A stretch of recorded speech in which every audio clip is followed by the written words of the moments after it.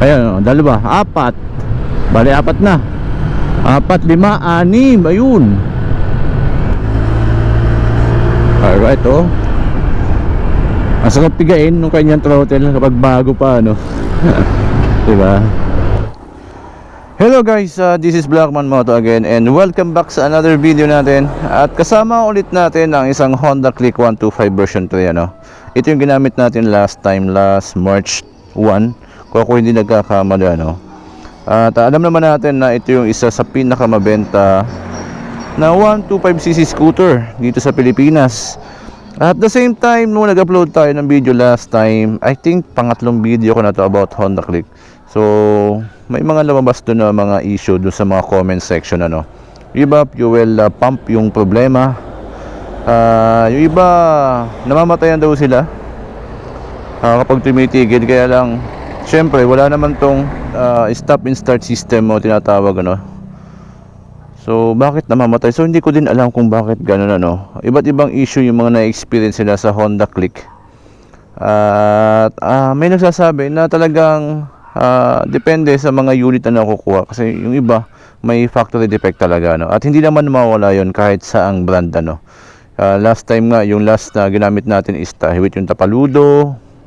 So mga ganong issue, may mga factory defect yung iba minsan na nakukuha. Siyempre yung ibang owner nagko-comment na wala namang issue yung mga Honda Click nila. Kaya magkukonklud tayo na talagang depende sa mga unit na nakukuha natin no sa kasa, at the same time ay kung paano po natin gamitin ang isang motorcycle.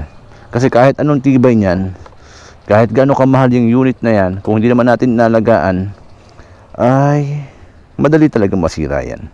Kaya ngayon gagamitin ulit natin ang kanyang Odo. Is wala pang 1,000, ano. Napakatipid nung may-ari nito. Wala pang 1,000 yung kanyang odometer. 957 km pa lang. Of course, yung kanya pong meter panel, napaka-informative niyan. Nandiyan yung kilometer per liter natin, odometer, speed, at the same time yung fuel ano natin dyan, ano, indicator, yung time. May select and set button tayo. So napaka-informative naman nung kanya pong meter panel. So this time ay gamitin natin, hatawin natin, pwede na to. Kasi wala na sa break-in period to, tapos na, hatawin natin, labas natin yung kanyang kapasidad. At the same time, bibilangin po natin yung mga makikita natin na naka Honda Click dito sa Lucena, no? Yung mga makikita lang naman natin, mga kasalubong, mga kasabay. Of course, yung arangkada nito, ano, responsive yung kanya pong throttle, hindi delay. At isang dahilan kung bakit napakadaming naka Honda Click ay nakikita ko yung presyo. Yung presyo nito talagang makamasa. Aminin man natin o sa hindi, ang presyo nito is mababa, unlike sa kanyang mga competitor sa market na 125cc din. Kasi siya po ay naka liquid cool, tapos CBS, footboard, napaka useful, at the same time ay napakatipid sa gasolina. So yan po yung mga dahilan kung bakit napakadaming bumibili ng Honda Click. At bukod pa doon, sa pagdami ng unit, of course, pagdami din ng pyesa na available. Yun lang naman yun, diba? Hindi ka na mahirapan in case may magkaroon ng problema ang unit mo o may kailangan palitan. Available yan sa mga shop, sa mga dealer. So hindi tayo mahirapan, unlike sa ibang brand na talagang ihintay ka pa, by order pa yung mga pyesa nila. Okay, may naka Honda Click na sa unahan natin, isa version 3 din yan. Ngayong 2024 may mga bagong kulay na lumabas. So pagdating naman sa engine specs, wala namang nagbago, decals lang yung bago doon. At medyo maporma, makikita ko iba, maganda yung kulay talaga. More on siya, mas attractive yung kulay. Ayan, dalawa. Dalawang Honda Click. More on Honda Beat yung nakakasalubong ko, nakakaapat na Honda Beat na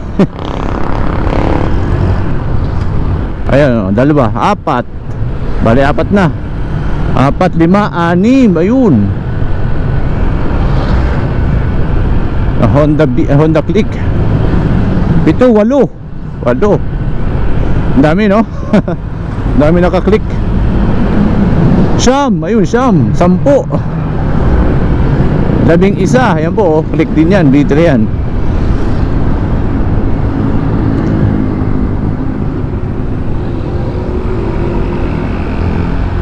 So last time may vlog tayo na fuel consumption ito, no? Tinest natin. So 12, yan pa click ko, 12. At nag-average tayo doon ng 48 kilometers per liter. Of course, yung takbo naman natin is depende. Ayun pa click, 13. Ay depende sa paggamit natin ng throttle. And then at the same time, road condition, then bigat ng rider. So nakaka 13 Honda Click na tayo, nakikita, no?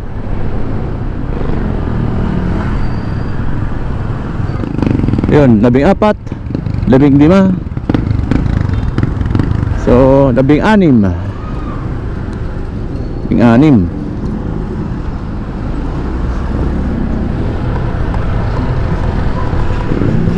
Of course, yung video pong ito is ano hindi naman tayo to create 17 na Honda Click na brand war o kaya mag-cause ng brand war. Ano lang to, reference lang.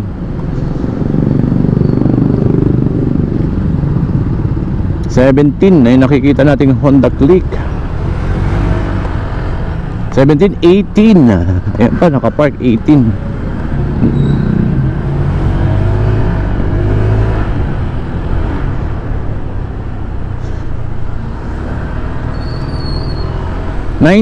Ayun, may angkas pa. 19 na Honda Click. 19, 20, 21, 22. 22 kasi may tatlo po doon, no? B3. 22. Bilangin na natin yun.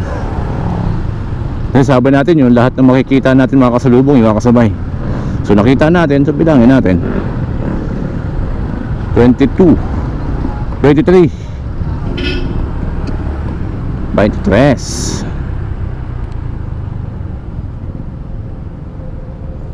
So itong Click kasi napaka-useful talaga nito, no? Useful. Then pwede mong gamitin pang long drive kasi iwas overheat tayo since tayo po ay naka liquid cooled.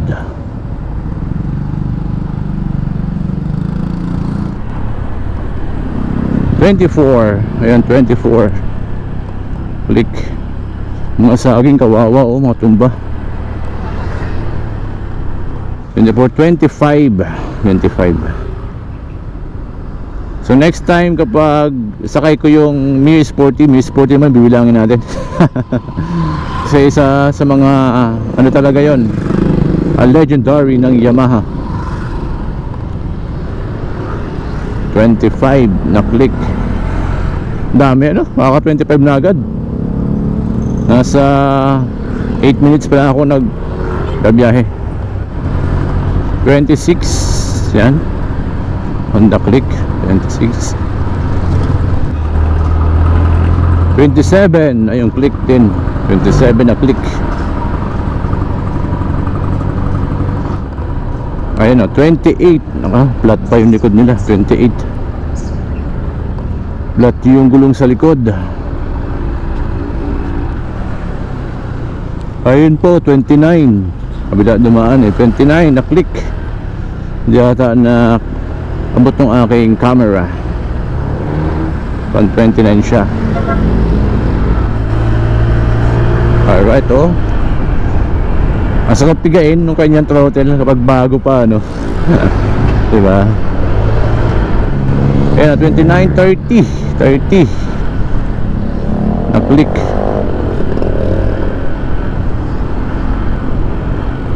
31. Ayun, nakapark. 32, dalawa. 32.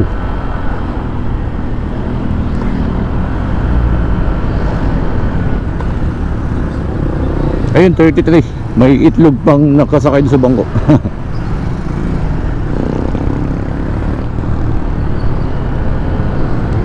34. 34.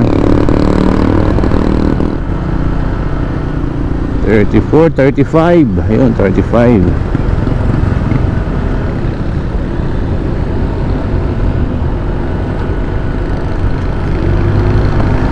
Ayun, 36 sa kabila. 36.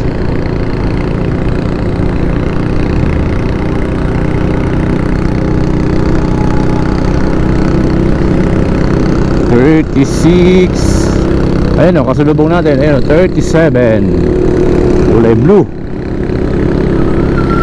38. Ayun po nakapark ko. 38. Kulay pula. 38.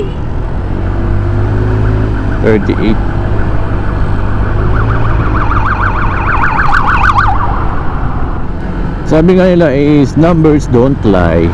So totoo naman talaga na napakadaming gumagamit ng Honda Click. At totoo din na madami tayo nakikitang Honda Click sa mga shop. Ayun o, 39. 40. Kasi yung iba baka nagpapa-change oil, di ba? Hindi naman mga major ano. 41, 42, 43, 44. Ayan o, 44. O konting lang paayos, 45 to. May angkas pa. So hanggang dito lang ang pagbibilang natin ano.